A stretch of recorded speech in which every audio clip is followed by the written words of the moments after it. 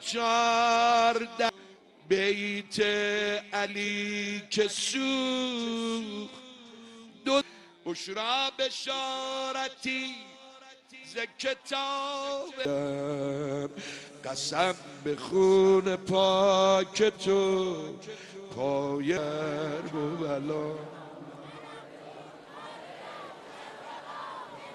بال ابا ببر تنگ غروب.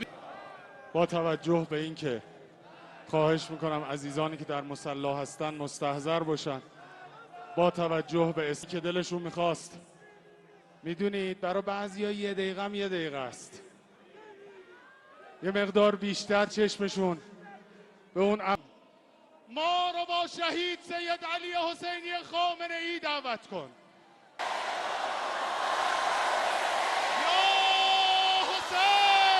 من ندعو كل أناس بإمام بسم الله الرحمن.